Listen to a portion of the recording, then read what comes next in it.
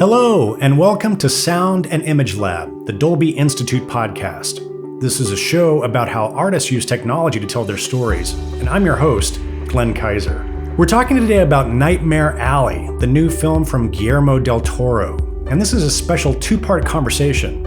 In the second part, I sit down with the film's sound team to discuss the sound edit, the design, and the mix on this really extraordinary film. But first, I got the opportunity recently to sit down with Guillermo del Toro himself in person, one-on-one, at the Dolby Screening Room in Hollywood, California. And we had a really fun conversation about his background, his influences as a filmmaker, his philosophy about sound and music, and how he approached the unique challenges of Nightmare Alley. Guillermo del Toro is somebody that should not be a stranger to you at all. He's well known, of course, for Hellboy, Pan's Labyrinth, The Shape of Water, for which he won 2 Academy Awards for Best Director and also for Best Picture. So it was just an unbelievable pleasure to be able to sit down with Guillermo and have a really great conversation about this film. I hope you enjoy it. Guillermo, thank you so much for taking some time to talk with us today. Absolutely a pleasure, man. You are so well regarded as a creative artist, a writer. I'm curious to kind of how you got started. How did you find the cinema and movies as your form of creative expression? Like, why this particular art form for you? Well, I started as a very, very young kid. At 8, I was doing Super 8s. My dad had a camera, and I just started using it. I didn't really know much. I mean, I watched a lot of movies even at 8, but I didn't know how they were made. And I started shooting, and then it came back, the reel came back from the pharmacy, like 3 weeks later. And I projected it because my dad had a projector and everything. And it's still the best projection in my professional life. Because I went, it was an out-of-body experience. I said, I did that. I made a movie. And that's a movie. And I made it. And it was like a dislocation of the world. And since then, I stayed Super 8, then 16, 35 shorts, and then TV, and then features. Your films have such remarkable sound design, and you use sound in such a creative way to tell your story. I'm curious how you developed that skill. Where did you learn about sound? Were there some early films that kind of inspired you in terms of the way they use sound? And because a lot of directors don't necessarily know how to use sound creatively for storytelling. How did you learn that? Well, Super 8 had 2 tracks, right? And you were able, and so I had to do all the Foley live.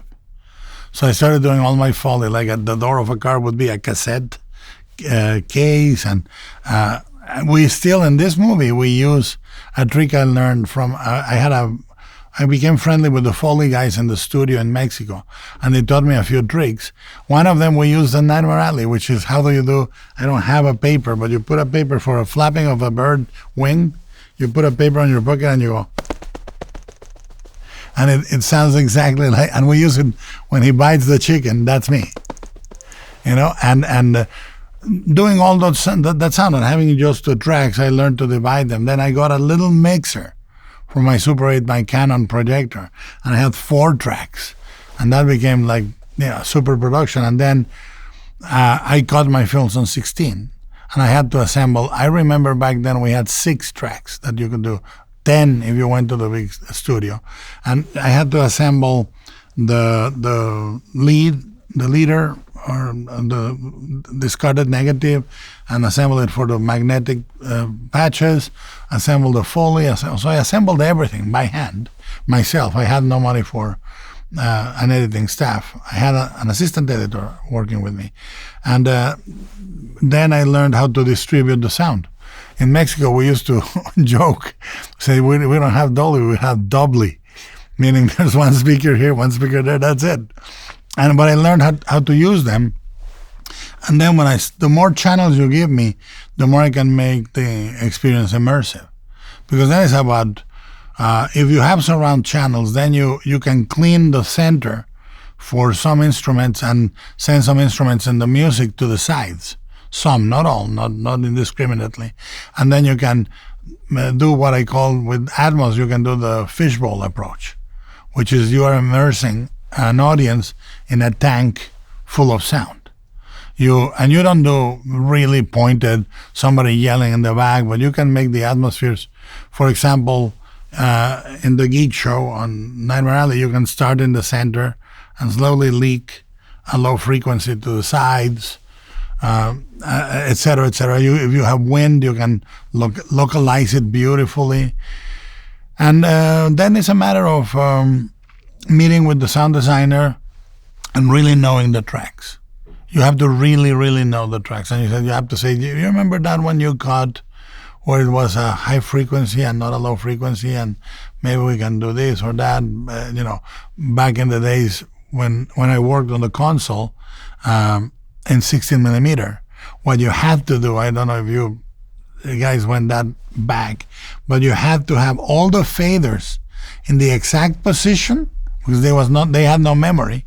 You had all the faders, and then you patched in, and either you nailed it or you didn't. And I remember the mixer was a guy called Ceron, and he would hold one slider on each finger, and he would write them, and he would say, "You take those two, I'll take the others."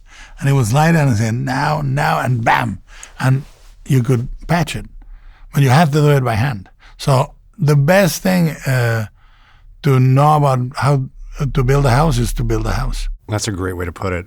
I remember you telling that story just reminds me of.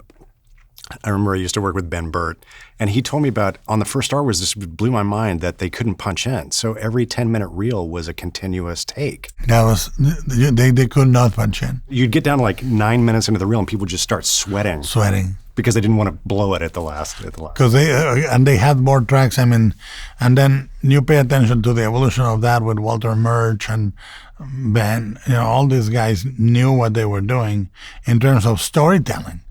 It was not just, when I was, I remember we had in the 16 millimeter lab, you had all those tracks, and then you had loops, birds, cars, and they were the same birds over and over.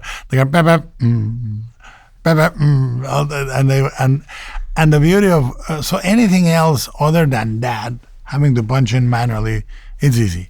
Yeah, it becomes very easy.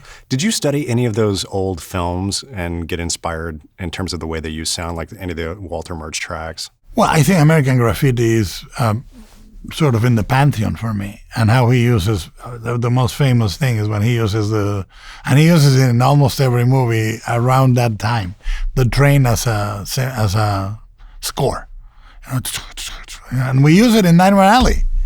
It's there in Nightmare Alley. I remember Bradley Cooper saying, "Another train, the hammers again." But I like thematic elements that repeat themselves, because Stanton is heading for a train at the end of the movie. So I thought it should be calling him from the beginning, and the hammers on the wood. I kept saying it's a crucifixion. So you use it. The thing is, you need to know that you're using it to say something. The original Nightmare Alley, 1947, I think it was kind of unusual in film noir in that it seemed like it had a pretty big budget and there were film stars in it. What was it about that particular film that kind of called to you and made you say, like, I want to make this film. I want to bring this back to audiences? It was not the film. It was the novel. Was it? Yeah. I didn't want to even try to remake that film. I wanted to do a version of the novel. The original screenplay was 150-something pages because we were that ambitious, and the first cut was 3 hours 30. And little by little, the structural decisions in the editing room led us to 220, because when it's too much, when it's splendid to set up the world in the carnival and then see it enacted. Everything he learned in the carnival he uses in the city, and it's very thrilling to do that. But if you dilute it too much, then the lessons are not clear. When did that happen? When did he learn that? Why is he doing this? So the novel was very ambitious. We had adapted the novel properly. It would be 6 hours, a miniseries, and so the negotiation was between the 2 hour plus structure and the richness of the novel. But no, the first film was exactly, the first film gave me the idea that there was a possibility to do a separate version, because they had not covered a lot of the certain elements in the novel that I found compelling, including violence, including a sort of psychosexual current that was more incestuous and weird, and it was a lot more parricide in the novel. Is not, he doesn't kill his father, but there is a great episode with the father that gave me the idea that he should have. Can you talk a little bit about abstraction in sound, and how you can, because I feel it's, and you do this so well in Nightmare Alley, you go abstract with the sound. Yeah. And what effect does that have on the audience when they're not getting the same information from the image that they're getting from the sound? Well, one of the things we did, which is very brave, because normally I came up with a neat little line years ago, and this is the first time I admit that I invented it. I always say, like they say, no, I say, silence is 10 tracks.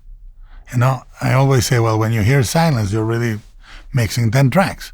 A little distant car, a little Foley, a little, But in this movie, we actually, one of the things that is the bravest to use is no tracks, or very few.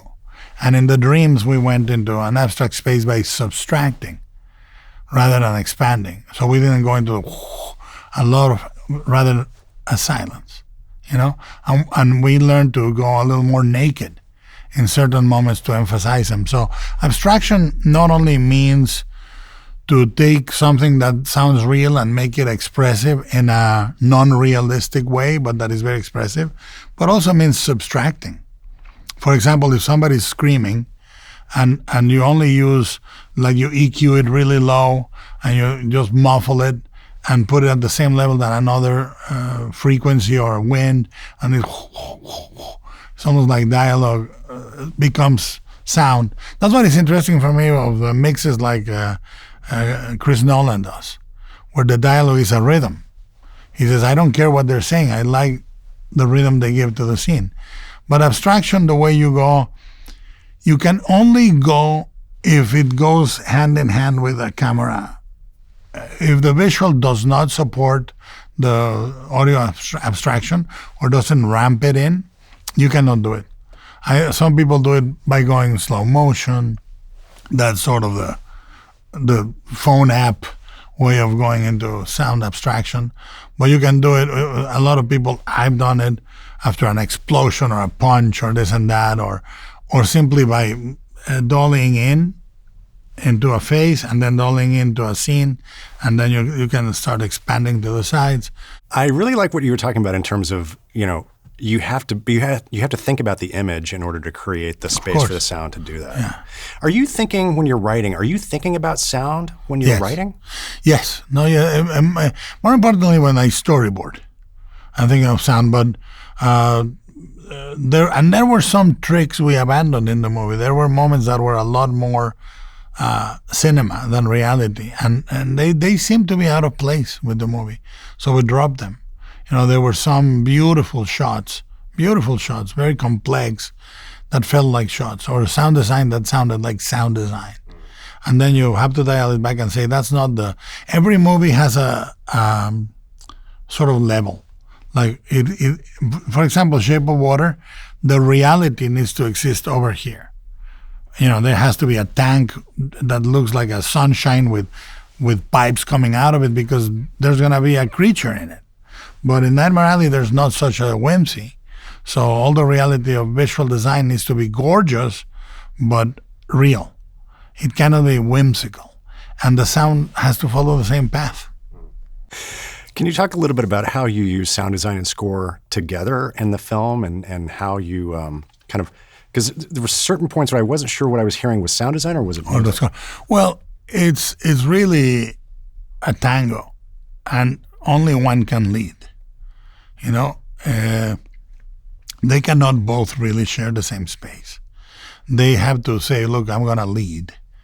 But there's not such a thing as a negotiation. One has, and it is entirely emotional.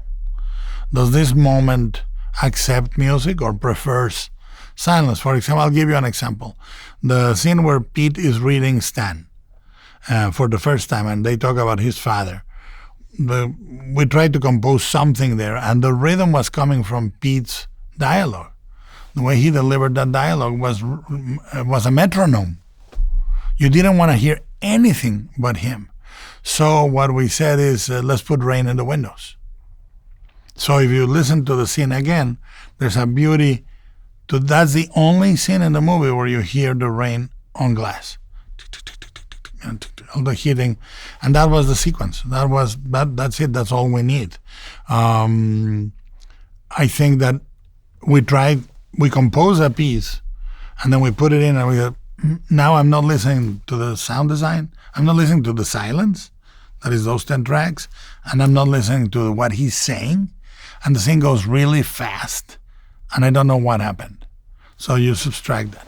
On the other hand, you say this is a moment of propulsion. For example, when Stanton sees the cars, the police cars, and starts running, and you know score has to carry there because it's his heart jumping and him running. You know you need it. And then there are scenes that are a relay.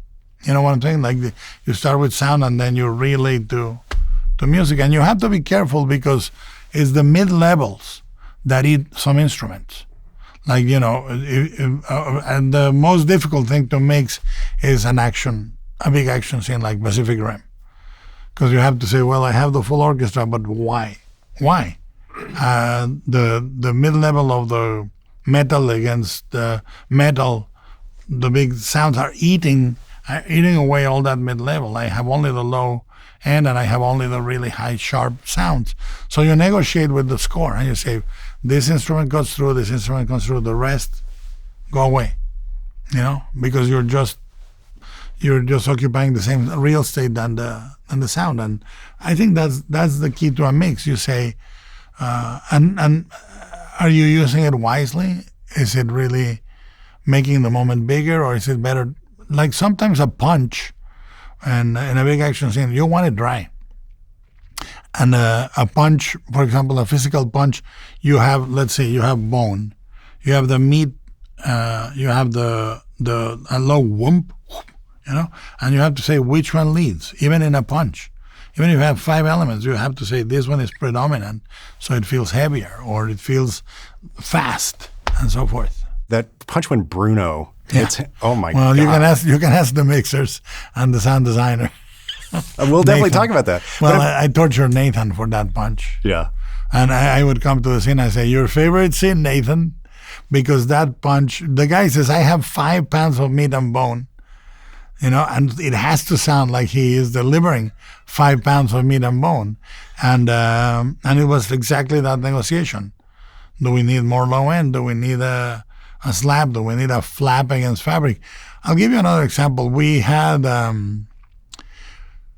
there's nothing worse than bad Foley or Foley that is wrong. And if you, we went and I said, I want the Lilith crystal when she drinks has to be crystal. I hear when it's glass. What difference does it make? All the difference in the world. The scene where she drinks and then kisses him, I use the sound of the crystal, the tail end of that frequency. That's my score. That's my score, really. So I remember the dialogue with Nathan was like, that's not crystal, that's glass. And it's bad glass. It's cheap glass. Oh, yeah, we'll go back. And they had to go back. And then I said, Lilith needs to sound, her heels need to sound like points of metal against marble. And if you don't use marble, it'll sound like pavement. And she's not in the pavement. She's in her office. It needs to be marble. And then we mix them low. Once you have the ideal element, you don't showcase it. You go, let us make it barely audible. Can you talk a little bit about Dolby Atmos? What was your first experience with Dolby Atmos? Do you remember when the first time you heard it? Yeah.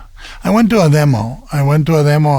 In the Chinese Theater Complex, and I heard it for the first time, and I liked the way you could locate it in certain areas of the theater, and I like the overhead, which came very, very, very handy on Pacific Rim, And I think it's a spatial, and you, for example, in that movie, at that level, you could start a punch on the surrounds and then it landed in the center. When the robot punched, we could go, and you're using it spatially to say that fist is the size of this theater, And I thought I thought it was a complete sea change for me in mixing movies. It's not about how many times you use the overhead channels, as much as when you need them, you have them, and how you can distribute the dynamics of the sound on the surrounds. And I like to say, look, put it in the front left surround, but don't give me the rest of that side. Blah blah blah, and you can pinpoint the music and even the way you make a scene either happening to them or to us in the theater, and that's a big difference. I think with Atmos, you say we are entering the funhouse. If you mix it to the front, he is entering the funhouse. So I think these are adjectives. You qualify cinema through audio and visuals. And to quote Mark Twain, the difference between the right word and the near right word is the difference between the light bug and the lightning, And there's not such a thing as, it'll do with sound. You have to be as strict as you are with images. Yeah, that's great. I love that. You talked a little bit about the music. How does Dolby Atmos, has it changed the way you present the music in the film? Yeah. Music and sound effects are like a 40-year-old marriage. They don't want to be in the same room if they don't if they're not having a good time, if they're not in the right mood. And music, if you can exile what you don't need or what, and then what you are left with, and that's why I like music to be approached with a lot of stems. Because I can say, look, the more you give me, if you give me just everything in 4 or 5 stems, you're destroying the experience. I can put, for example, a percussive element on the surrounds, because it's rhythm, Or I find that when you put a percussive element completely in the front, it's eating a lot of your mid-ground and a lot of your low end, and a lot of those things then don't work. So the more you give me, coordinates on the sound on the surround. It's not the same to have two channels on the sides than to have 4. And it's not the same thing to have, as many of those specific real estate areas you give me, the better and more immersive it will be. That's interesting. Did you have any other sort of rules for the sound? No, we tried to use it creatively. I'll tell you another mix. This came in the mix, but it was interesting. We know Stanton Carlyle has his father's watch, and we know it's important to him, and so he takes it off, and he brings it close to the lens, and you hear tick, tick, tick, tick, tick, and he takes it away. They take it away, and the ticking stays. Tick, tick, tick. So it's never gonna go away, no matter if it's on him or not. His father's watch will always be on him. And I like that. I like that it's a storytelling point. Yeah. I appreciate what you were saying about the use of silence, and especially 10 tracks of silence. I made a note to myself to ask you about just the sound design of Dr. Ritter's office. It's so deceptive because it doesn't necessarily feel like there's a lot going on in that space from the soundtracks and also, Ezra Grindel's house. 2 amazing locations. Can you talk about your approach to the sound design of those 2 spaces? Yeah, we tried to codify. Well, we codified the fact that in the city, every door that opens and closes sounds like a vacuum in space. And they go, and so it felt suffocating. That we did all throughout the city. Then we said, what distinguishes one place from the other? And for example, in the hotel room, you hear a distant church, ding, dong, the bells of a distant church. And when he's talking about time, I'll pick you up at 7, you hear the church hitting 5, I think it was. And on Ezra Grindle's The Garden is mostly wind, but we did several levels of wind. We had and then we had the punctual, the whistling one. And then what we did in Lilith's office is we took some of the whistling wind that we would use for Molly, dressed as Dory, and we said it's the sound of sort of guilt, and we put it on Lilith's office, and we had the window at night. I'm talking at night. Go, you feel the resistance of the glass to the wind, and that's him going into his memories. That's the score. It's him going. Well, she says, was she beautiful, your mother? She was to me. And we tried to approach the Jungian approach to sound design. And then so on and so forth. Each space had, for example, Grindle. You have one low frequency in the factory, and then when we enter his room and it goes, complete silence in that room. And the machine, the lie detector was really hard to pin, because if you make it too active, it becomes a toy. We tried a lot of tricks that had worked in the past, and they didn't work here. So we sound designed it really carefully, and finding something like the light, the green for right and red for wrong. We tried, then we tried a relay, then we tried, and then we said, leave it in silence, because everything sounded like they were playing Jeopardy. So Dolby Atmos and Dolby Vision obviously come together in the experience of Dolby Cinema, which obviously we think is the highest form of the cinema experience. How is it important for you, for audiences, to see Nightmare Alley in a cinema? Dolby Vision and Dolby Sound are the highest form of presentation on a movie, no doubt, for me, available right now. And they solve problems that are spatial and immersive in a way that no other tool does.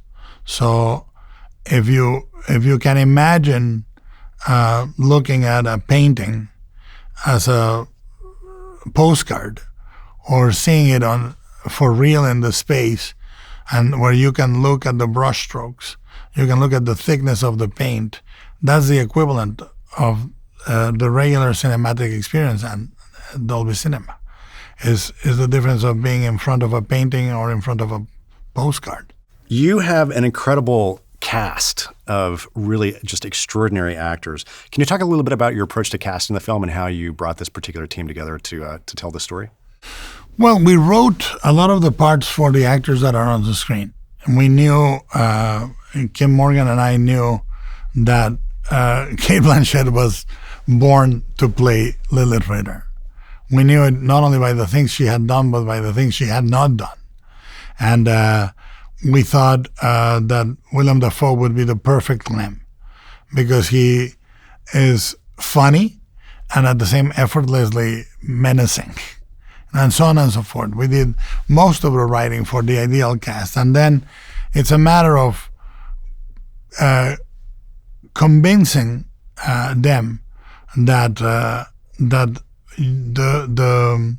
endeavor is going to be sort of a human story, and not just a dark dystopian or a dark and pessimistic fable. That their characters are going to be able to render different sides of humanity, and they understood that. So Pete, for example, is heartbreakingly one type of father. Clem is another type of father. Is more like the guy that is cruel enough to teach what he believes the son needs to learn about how tough the world is. And then you have Grindle, and he renders a color of the sort of ennui that comes with excess. How it is anesthetizing almost of humanity. And each of them understood that their color was needed to portray Stan's entire experience. I think the novel was written by William Lindsay Gresham with a kaleidoscope of characters that are really sides of himself. I think Nightmare Alley is a theater of the mind. I think that every character there exists or existed in William Lindsay Gresham's brain. And they battled the way the characters battle in the movie, and unfortunately, the darkest side won. The production design in the film is extraordinary. Can you talk about working with Tamara Deverell on developing the look of the film? And the sets are just astonishing.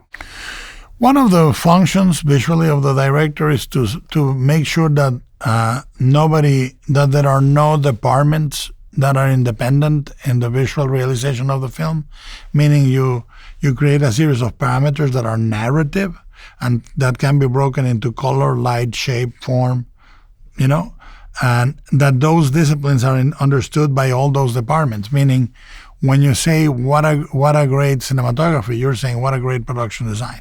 When you say what a great production design, you're saying what a great wardrobe.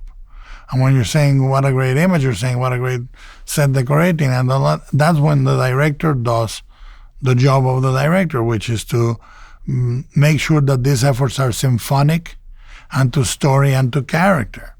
So one of the mandates I give is we're not creating eye candy, we're creating eye protein.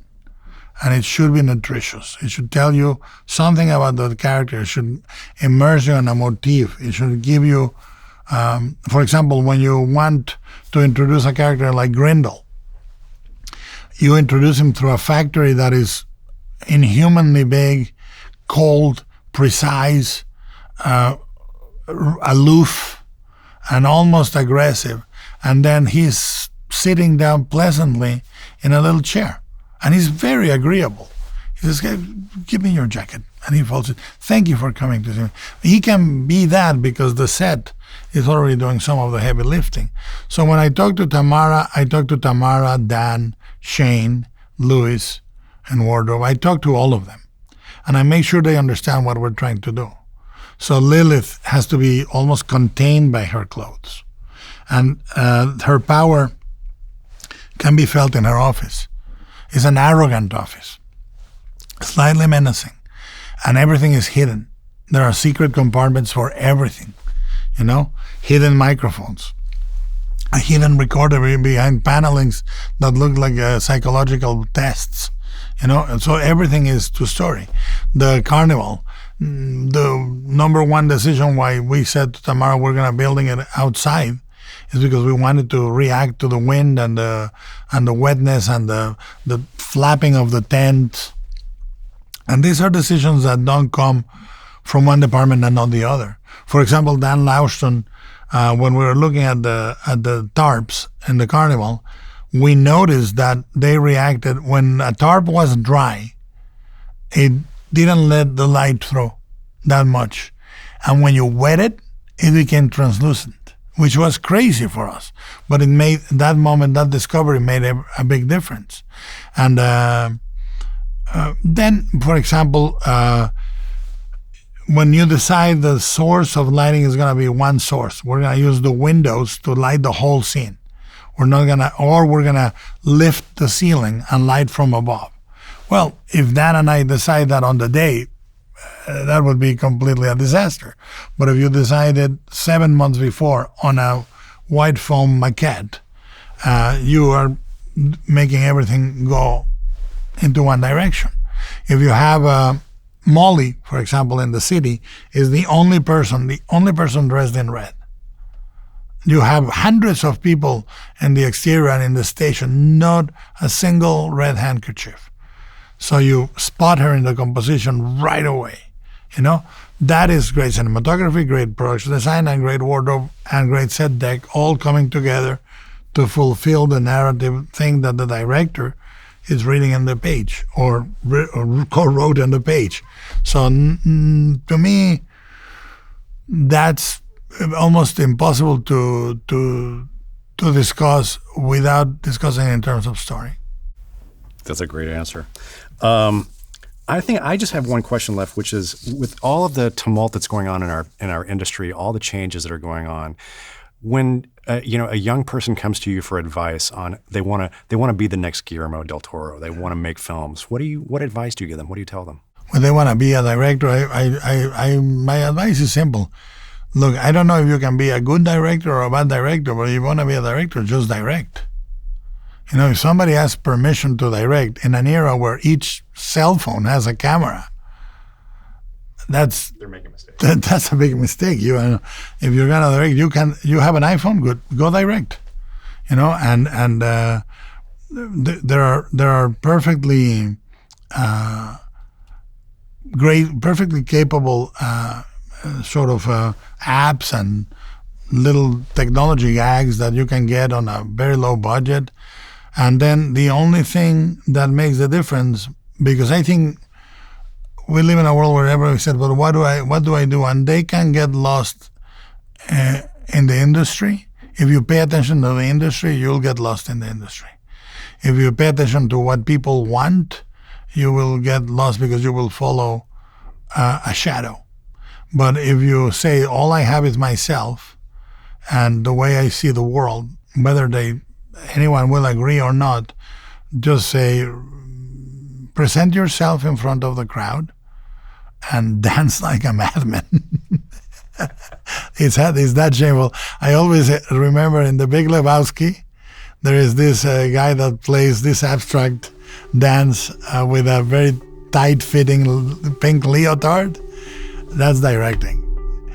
Imagine me in that pink leotard, and I come out every moment and I go, and you either the audience applauds or they try to kill you. But at least you had a strong vision. But hey, that's your leotard. You're wearing it any way you want. That's brilliant. Thank you again to Guillermo del Toro, who was gracious enough to sit down for that one-on-one conversation, and to our friends at Searchlight Pictures for putting it all together. If you like this episode, I hope that you'll come back in a couple of days when we post part 2, which is an in-depth conversation with the sound team behind Nightmare Alley about how they accomplished the track for this really amazing film. If you're not subscribed to us already, you should be. The Dolby Institute podcast. You can find links to our dedicated podcast feed in our show notes, or you can just search for Dolby wherever you get your podcasts. Until then, thanks again for joining us. This has been Sound and Image Lab, the Dolby Institute podcast. I'm your host, Glenn Kaiser. Our producer and editor is Michael Coleman. Our executive producers are Amanda Schneider and Jack Ferry, with production support by Taylor Hines. And our production coordinator is Sunny Chen. Thank you for listening.